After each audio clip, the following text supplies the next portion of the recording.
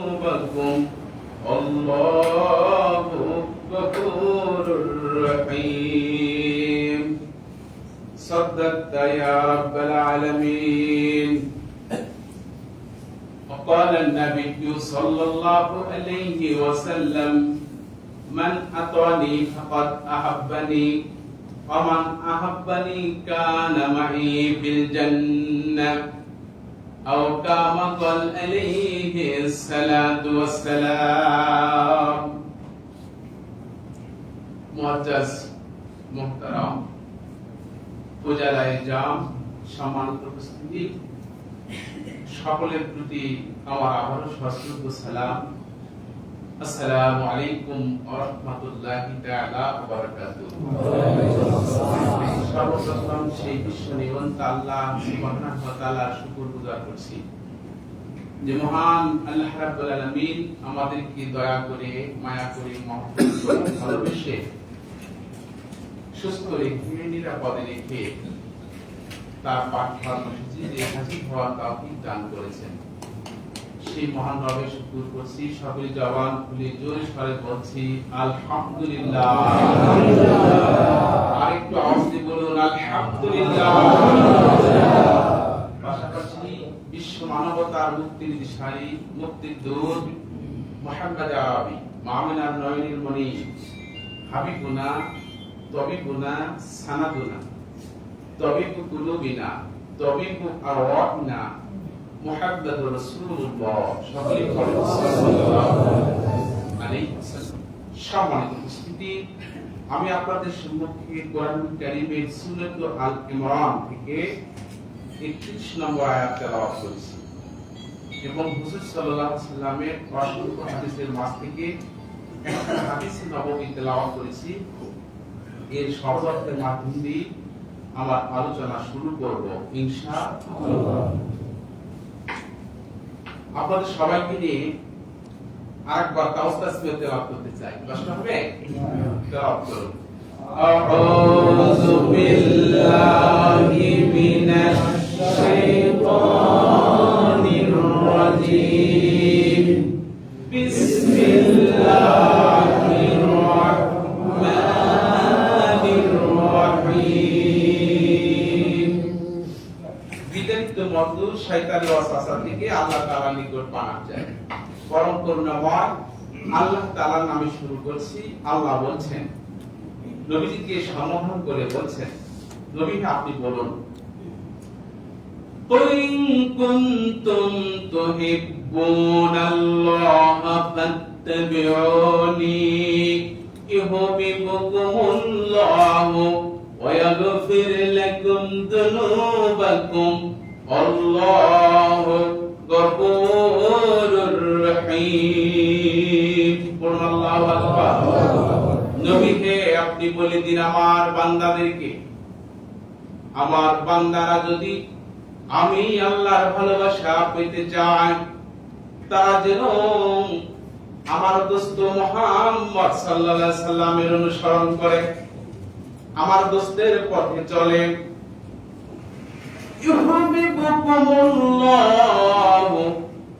তাহলে আমি আল্লাহ তাদেরকে ভালোবাসবো। শুধু ভালোবাসবো নয়, ওয়ায়াগফির লাকুম যুনুবাকুম, তাদের জীবনে যত পাপ আছে, যুনুবাকুম, যুনুবুন শব্দটা বহু বচন, এক বচনে জানবুন, জানবুনের বহু বচন যুনুবুন। দুনিয়াতে যত পাপ সে করেছে, সে যদি নবীর পথে চলে, সে যদি তাওবা করে, আল্লাহর নবীর পথে চলে, আল্লাহ বলছেন আমি তার জীবনের তামাম গুনাহ মাফ করে দেব। হাদিসটির অর্থ করছি, ওয়ালা নবী সাল্লাল্লাহু আলাইহি ওয়াসাল্লাম, প্রিয় নবীজি বলেছেন, মান আতানি, ও আমার উম্মতরা, যারা তোমরা আমার পথে চলবে, আমার অনুসরণ করবে, ফাকাত আহাব্বানি, তারা আমাকে ভালোবাসলে, আমান আহাব্বানি কানা মাই ফিল জান্নাহ। বলেন সুবহানাল্লাহ। যে আমার অনুসরণ করবে আমার পথে চলবেন, আমি মুহাম্মাদের দেখানো পথ অনুযায়ী জীবন জিন্দেগি পরিচালনা করবে, সেজন্য আমাকে ভালোবাসলো। আমাকে ভালোবাসার কারণে আল্লাহ পাক আমাকে যে জান্নাতে রাখবে, সেই জান্নাতে তাকে অবস্থান করাবেন। বলেন সুবহানাল্লাহ। এই ছিল আয়াত এবং হাদিসের অর্থ। আয়াত এবং হাদিসের উপরে আমি আপনাদের সামনে কিছু কথা তুলে ধরবো। আমা তৌফিকি ইল্লা বিল্লাহ। আমরা বাংলাদেশের অধিবাসী, আমরা আল্লাহর কাছে দোয়া করি আল্লাহ পাক যেন আমাদের দেশটার উপরে রহমত করেন। সবাই করেন আল্লাহুম্মা আমিন। সম্মানিত উপস্থিতি, আলোচনা শুরু করার পূর্বে খুব হৃদয় বিদারক, আমরা সবাই শোকাহত সেই ঢাকা মাইলস্টোন স্কুল এন্ড কলেজের বিমান দুর্ঘটনার কারণে। কি কথা ঠিক কিনা? আমরা সবাই শোকাহত, সবাই না? সবাই। একটা দুর্ঘটনায় আমরা সহ্য করতে পারছি না। একটা দুর্ঘটনা ঘটে গেছে ফিলিস্তিন এবং গাজায়। বছরের পর বছর কাফেরের জাতেরা মুসলমানগুলোকে মেরে শেষ করে দিচ্ছে। তাদের কি অবস্থা হচ্ছে চিন্তা করছেন? সমান পরিস্থিতি। কার জীবনে কখন কোন মুসিবত আসবে, দুঃখ আসবে, কষ্ট আসবে, দুর্ঘটনা ঘটে যাবে, কেউ কি জানেন? আমরা কেউ জানি না। আমরা কেউ জানি না। দুর্ঘটনায় যদি কেউ পড়ে, মুসিবত বিপদে যদি কেউ পড়ে, আপনার যদি সাধ্য থাকে সেখানে সহযোগিতা করা, আপনি হাত গড়ে থাকবেন না, আপনি চেয়ে থাকবেন না, আপনি শুধু ছবি তোলার কাজে ব্যস্ত থাকবেন না, আপনি শুধু ভিডিও করার কাজে ব্যস্ত থাকবেন না। সাধ্য অনুযায়ী যদি একটু কষ্ট হয় সেখানে সেভ করার ব্যবস্থা করবেন, রক্ষা করার ব্যবস্থা। কি কথা ঠিক কিনা? সম্মানিত উপস্থিতি, আমাদের বাংলাদেশে সেই ভাঙ্গি ব্যবসাওয়ালা ওনাকে যখন মারপিট করে দুর্বৃত্তরা, এই সন্ত্রাসীরা যখন মারপিট করে, তখন অসংখ্য মানুষ চেয়েছিল, ছিল না? আল্লাহ বলছেন যে না, এরকম বিপদ আপদে তোমরা চেয়ে থাকবে না, তোমরা পাশে দাঁড়াবা, তোমার সাধ্য অনুযায়ী লোক সেট করে সেখানে তোমরা অবশ্যই বাধা দিবা। কি কথা ঠিক কিনা? সমান উপস্থিতি, আমরা পিকচারে দেখেছি, ছবিতেও দেখেছি, পেপারও দেখেছি। এই ছেলেটাকে, এই লোকটাকে তারা মারপিট করে শুধু খান পাবেন না, পাথর মারি শুধু নিজেদের মনের বাসনা মেটান নাই, তারা লাশটাকে টানা হাসপাতাল করছে, লাশটার উপরে তারা নাচানাচি করছেন। আমার নবীজি বলছেন, আমার প্রিয় নবীজি বলছেন, আদম সন্তান, সে মুসলিম হোক আর অমুসলিম হোক, আদম সবাই। কি কথা ঠিক কিনা? যে দিন মানছে সে নবীর পথে আসছে, আর যে দিন মানে নেই সে নবীর পথে নেই, কিন্তু মানুষ সবাই। এরকম মৃত্যু লাশের উপরে সে যে কেউ হোক, যদি কেউ নাচানাচি করে আমার উম্মত, সে আমার উম্মত নয়। বলে নাউযুবিল্লাহ। সম্মানিত উপস্থিতি, বলতে চাচ্ছি আসলে এই প্রেক্ষাপটটা নিয়ে একটু কথা বলার প্রয়োজন। কি কথা ঠিক কিনা? আমার মূল আলোচনা থেকে একটু পরে যাচ্ছি। তাহলে আমরা এইরকম মুহূর্তগুলো সুবিধা বা জিন্দাবাদ হয়ে থাকবো, সুযোগ বুঝে থাকবো না। জীবনে কামাই অনেক হবে, জীবনে অনেক টাকা আমাদের পকেটে আসা থাকে না। কি কথা ঠিক কিনা? আপনি পারলে এরকম দুর্ঘটনা, এরকম বিপদ আপদে বিনামূল্যে আপনি ব্যবস্থা দেবেন। যদি রোগীকে নিয়ে যাওয়ার প্রয়োজন হয়, রোগীকে নিয়ে যাবেন। পানি সরবরাহ করার প্রয়োজন হয়, পানি সরবরাহ করবেন। কিন্তু আমাদের দেশের এক ধরনের নিষ্ঠুর পাষাণ হৃদয়ের মানুষ এরকম সুযোগ খুঁজে তারা পানিও বিক্রি করেছে দ্বিগুণ মূল্যে। কি কথা ঠিক? তারা ভ্যান, রিক্সা, ট্যাক্সি সবকিছু অনেকেই ভাড়া নিয়েছে দ্বিগুণ হারে। আবার অনেকেই অ্যাম্বুলেন্স নিয়ে দাঁড়িয়ে আছে, অনেকেই লক্ষ লক্ষ টাকা নিয়ে দাঁড়িয়ে আছে যে এগুলো কোটিপতি লোকদের সন্তান এখানে পড়ালেখা করছে, করুক, কিন্তু তারা তো এখন আসতে পারবে না এখানে অভিভাবক। সুতরাং আমার টাকা আছে, আমি টাকা নিয়ে গেলাম, আমি ডাক্তার কাছ থেকে পরামর্শ নিয়ে যেখানে যে রোগীর টাকার প্রয়োজন, ওষুধের প্রয়োজন আমি সরবরাহ করব, এমন লোক আছে। করেছেন কি করেন নাই? অনেকেই করেছেন। সম্মানিত উপস্থিতি, আমি আপনাদের কাছে যে কথাটা বলতে চাচ্ছি, বিপদে আপদে সাধ্যমতো পাশে থাকবেন, হাত গুড়ে থাকবেন না কেউ। যে হাত গুড়ে থাকবে, যে শুধু ফেলফেল করে চেয়ে থাকবে, আনন্দ অনুভব করবে, এক্সারসাইজ করুক, এই চিন্তা ভাবনা নিয়ে থাকবে, সে নবীর উম্মত নয়। কথা কি বুঝতে পারলাম? খারাপ লাগতেছে কি? শোনেন, আল্লাহ পাক বলেছেন যে সৃষ্টির প্রতি দয়া করবে, আমি আল্লাহর রহমত তার উপর চলে আসবে। সম্মানিত উপস্থিতি, এই রকম দুর্ঘটনায়, অভাবগ্রস্ত এবং বিভিন্ন রোগ মুসিবতে যারা মানুষের পাশে দাঁড়ায়, আমার নবীজি সহিহ হাদিসে বলছেন, কোন ব্যক্তি যদি মসজিদের নববীতে 1 মাস ইতিকাফ করে, কোথায়? আপনার কেন্দ্রীয় মসজিদে নয়, সরকার কেন্দ্রীয় মসজিদে নয়, মসজিদে নববীতে 1 মাস ইতিকাফ করলে যে সওয়াব, তার চাইতে বেশি সওয়াব আল্লাহ তার আমলনামায় দান করবেন। সম্মানিত উপস্থিতি, আল্লাহ রাসূল বলেছেন, এই যে কত শিশু, কত কিশোর, কত অভিভাবক জান চলে গেছে, আল্লাহ পাক বলেছেন যে আমার বান্দা, তোমরা তার সন্তানের জান কবজ করেছো। ফেরেশতারা বলবে, হ্যাঁ করেছি আল্লাহ। তখন আল্লাহ বলবে, শোনো, আমার ওই বান্দাটার সন্তানের জান তোমরা কবজ করেছো, আমার ওই বান্দার এখন কি অবস্থা? ফেরেশতা তখন বিচার আছে কিনা বলেন? ওই পিতা মাতা যদি আল্লাহর কাছে এই কথা বলতে পারে যে আল্লাহ তোমার পরীক্ষা চলছে, তোমার পরীক্ষায় আমাকে কামিয়াবি দান করুন, সকলে পড়েন আল্লাহ।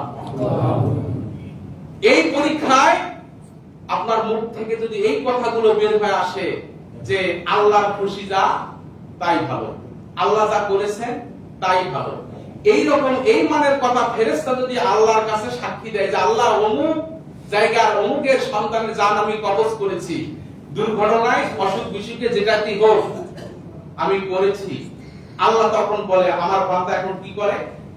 তখন ফেরেশতা যদি এই কথা আপনার পক্ষে বলে যে আপনার বান্দা আপনার প্রশংসা করে এবং ইন্না লিল্লাহি ওয়া ইন্না ইলাইহি রাজিউন পড়ে, তখন আল্লাহ বলেন আমার বান্দার জন্য জান্নাতে একটা বাইতুল হাম, একটা প্রাসাদ তোমরা তৈরি করো, বলেন সুবহানাল্লাহ।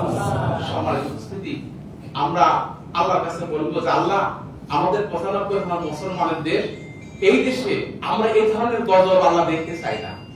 এরকম মুসিবত, এরকম দুর্ঘটনা তুমি আমাদের কাছে আল্লাহ তুমি পাঠাইও না, সকলেই পড়েন আল্লাহুম্মা আমিন। এবং আল্লাহ রাব্বুল আলামিন ওই সমস্ত পরিবারগুলোকে ধৈর্য করার তৌফিক দান করুন, সকলেই পড়েন আল্লাহুম্মা আমিন। সম্মানিত উপস্থিতি, আমি যে আয়াতে কারিমা তেলাওয়াত করেছি, আয়াতটির সহজ অর্থ করেছি। আয়াতটিতে একটি কথা আসছে যে আল্লাহর যদি ভালোবাসা পেতে চাও, নবীর অনুসরণ করতে হবে। কার? নবীর অনুসরণ করতে হবে। নবীর পথে চলাই হলো নবীর অনুসরণ। সেই অনুসরণটা আমরা শুধু নামাজি করব না সব জায়গায় করব? সব জায়গায় করব। আবার অনেক ভাই আছে নামাজের ভিতরেও সেই অনুসরণটা করতে চায় না, আছে না নাই? কিভাবে আছে একটু বুঝে। ধরেন আজকে ফজরের আযান হয়ে গেছে, আগামীকাল হবে না? আজকে দিবাগত রাতে ফজরের নামাজের আযান হবে তো মসজিদে, হবে না? হবে।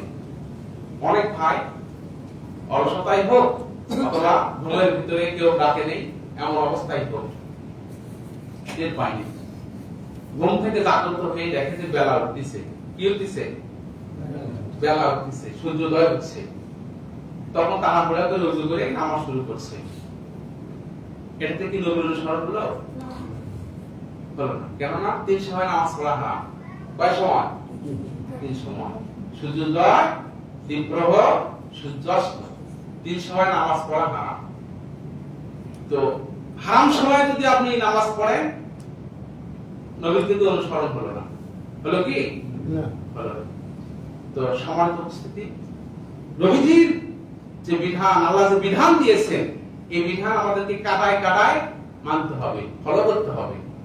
যদি করতে পারি তাহলে আমরা নবীর অনুসরণ করলাম, আল্লাহ তখন আমাদেরকে ভালোবাসবে, আমাদের তখন গুনাহ খাতাগুলো আল্লাহ মাফ করে দেবে। কি কথা ঠিক কি না? সম্মানিত উপস্থিতি, নবীর সেই অনুসরণটা আমরা শুধু নামাজ, রোজা, হজ, যাকাতের ভিতরেই সীমাবদ্ধ রাখবো না। নবীর সেই অনুসরণটা আমাদের সার্বিক ক্ষেত্রে আমরা মানার চেষ্টা করব। ব্যক্তি জীবনে, পারিবারিক জীবনে, সামাজিক জীবনে, রাষ্ট্রীয় জীবনে, আন্তর্জাতিক জীবনে, সামাজিক, রাজনৈতিক সব জায়গায়। কি কথা ঠিক কি না? রাজনৈতিক জীবনে নবীর অনুসরণ করতে হবে কি হবে না? আজকের কথা বলেন তো। আমি এই ওয়াজটা করলে কি আপনাদের কষ্ট হবে না? কি জন্য এই ওয়াজটা করব জানেন? এই মাসটার নাম কি? মুহররম মাস, বিদায়। এই মুহররম মাস টোটালটাই আমি সেই ইমাম হুসাইন এবং ইয়াজিদের সেই অবস্থাকে কেন্দ্র করে আলোচনা চালিয়ে যাচ্ছি। ইমাম হুসাইন এবং ইয়াজিদের যে আলোচনাটা, এটা সবটাই রাজনৈতিক, সবটাই রাষ্ট্রীয়। কি কথা ঠিক কি না? তো রাজনৈতিক যদি হয়ে থাকে, সেই রাজনৈতিক যেন নবীর অনুসরণে হয়। কি কথা ঠিক কি না? নবীর অনুসরণে ইমাম হুসাইন রাজনীতি করেছেন, আর ইয়াজিদ নবীর অনুসরণে রাজনীতি করেননি জন্য ইমাম হুসাইন রাদিয়াল্লাহু তাআলা আনহু ইয়াজিদকে মানতে পারেনি, ইয়াজিদের কাছে বায়াত গ্রহণ করতে পারেনি। কি কথা ঠিক কি না? তো আমি আপনাদের সামনে কথাটি তুলে ধরতে চাচ্ছি এইভাবে যে হযরত ইমাম হুসাইন রাদিয়াল্লাহু তাআলা আনহু যখন ইয়াজিদকে খলিফা মানছেন না, খলিফা হিসেবে বায়াত গ্রহণ করছেন না, তখন এরকম আপনাদের মতো তখনও মানুষ ছিল না? ছিল। এক শ্রেণীর মুসলমান ইমাম হুসাইনের কাছে এসে বলতেছিল যে শোনো, এই গৃহযুদ্ধ শুরু হয়ে গেছে, মানুষ মারা যাচ্ছে, আপনি কমপক্ষে ইয়াজিদের কাছে বায়াতটা করেন, ইয়াজিদের কাছে আপনি বায়াতটা হন। কে বলতেছে? মাতাব্বর মানুষ, যারা একটু সমাজের ভিতরে মাতাব্বর লোক থাকে না, সেই শ্রেণীর মানুষ ইমাম হুসাইনকে বলতেছে। ইমাম হুসাইন ভাবতেছেন যে আসলে এই লোকগুলো এখনো বোঝে নাই আমি কেন হুসাইনকে মানছি না, আমি কেন ইয়াজিদকে মানছি না, এই লোকগুলো এখনো বোঝে নাই, সুতরাং আমার একটা ওয়াজের দরকার। ওই সময় ইমাম হুসাইন রাদিয়াল্লাহু তাআলা আনহু উপস্থিত লোকগুলোকে নিয়ে একটা ওয়াজ মাহফিল করেছিলেন। বলে সুবহানাল্লাহ। সেই ওয়াজ মাহফিলে তিনি বুঝাইছিলেন যে আমি ইয়াজিদকে কেন খলিফা মানছি না, ইয়াজিদের কাছে আমি কেন বায়াত হচ্ছি না। সম্মানিত উপস্থিতি, এই যে বায়াত একটা কথা আমি বলতেছি না, বায়াত, এই বায়াত করে কে বর্তমানে? পীর সাহেবেরা করে না? পীর সাহেবেরা বায়াত করায়, মুরিদ করায়। বায়াত হওয়া মানে মুরিদ হওয়া। কি বলে? মাদ্রাসায় যদি ছেলেরা পড়ালেখা করে, ছেলে মেয়েরা, আমরা বলি ছাত্র, মাতার কাছে। আর পীরের কাছে যদি কেউ যাতায়াত করে, আমরা বলি মুরিদ। কি কথা ঠিক কি না? পীরের কাছে বায়াত নেই, বায়াত নেই, বেশ ভালো। কিন্তু এখানে কিছু কথা আছে। ইমাম হুসাইন রাদিয়াল্লাহু তাআলা আনহু ইয়াজিদের কাছে বায়াত নেননি। ইয়াজিদের মানে ইয়াজিদের চরিত্রে কোন পীর সাহেব যদি বায়াত দেয়, আসল তাদের কাছে বায়াত নেওয়া যাবে না। এখন আমি এই জায়গাটা বোঝাতে গিয়ে বলতেছি, শুনুন, ইয়াজিদের কাছে ইমাম হুসাইন বায়াত নেননি কেন, আর এখন যে পীর মাশায়েখরা বায়াত দেয়, কোন পীরের কাছে বায়াত নেওয়া যাবে আর কার কাছে যাবে না, এই কথাগুলো বোঝা লাগবে কিনা। আর বায়াত না হয়ে কেউ যদি মারা যায়, নবী কি বলছেন শুনুন, মাম্মাতা ওয়ালাইসা ফি উনুকিহি বায়াতুন মাতা মাইতাতান জাহিলিয়া, বলো নাউযুবিল্লাহ।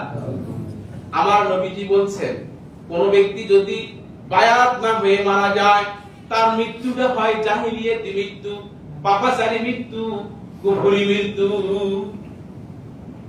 মুসলমান ভাইয়ারা খুব ভালো করে বোঝেন, বায়াতের ব্যাপারে আল্লাহ বলছেন, ইন্নাল্লাযীনা ইউবাইউনাকা, আল্লাহ বলছেন নবীজি আপনার কাছে সাহাবীরা যখন বায়াত গ্রহণ করেন, ইন্নামা ইউবাইউনাল্লাহ, আপনার কাছে নয়, আমি আল্লাহর কাছে তারা বায়াত করেছে। বায়াত খুব গুরুত্বপূর্ণ জিনিস। কিন্তু ইমাম হুসাইন ইয়াজিদের কাছে বায়াত পায়নি। আমরাও সব জায়গায় বায়াত হব না, কার কাছে হব? বায়াত হওয়া লাগবে ওই জায়গায়, যেই জায়গায় নামাজ আছে, রোজা আছে, হজ আছে, যাকাত আছে, পাশাপাশি এই কোরআন দিয়ে যারা সমাজ চালাইতে চায়, দিনকে যারা বিজয় করতে চায়, কিয়ামতের দিন যারা কায়েম করতে চায়, সেই আমিরের কাছে, সেই পীরের কাছে বায়াত হওয়া লাগবে। ইয়াজিদ কোরআন দিন পরিচালনা করতে চায়নি, যার জন্য ইমাম হোসাইন সামাজিক ভাবে তিনি দেখেছেন যে দেশের আইনে ইয়াজিদ নিজের মন গড়া অনুযায়ী আইন তৈরি করবে, সুতরাং ইয়াজিদের কাছে বায়াত নেওয়া যাবে না। এই জন্য ইমাম হোসাইন ইয়াজিদের কাছে বায়াত গ্রহণ করেননি। আজ আমার দেশ বাংলাদেশে অসংখ্য পীর আছে, পীর মাশায়েখ আছে, রাষ্ট্রীয় ক্ষমতায় কোরআন আসুক, কোরআন অনুযায়ী ব্যক্তি জীবন, পারিবারিক জীবন, সামাজিক জীবন পরিচালনা হোক, অনেক পীর এখন পর্যন্ত চায় না ওই পীরের কাছে যে বায়াত হবে সেই মুরিদও জাহান্নামী, ওই পীরও জাহান্নামী হয়ে যাবে। কথা কি বুঝতেছেন? কথা একটাও বানি বলবো না, সবগুলো কথা কোরআন হাদিস থেকে বলবো।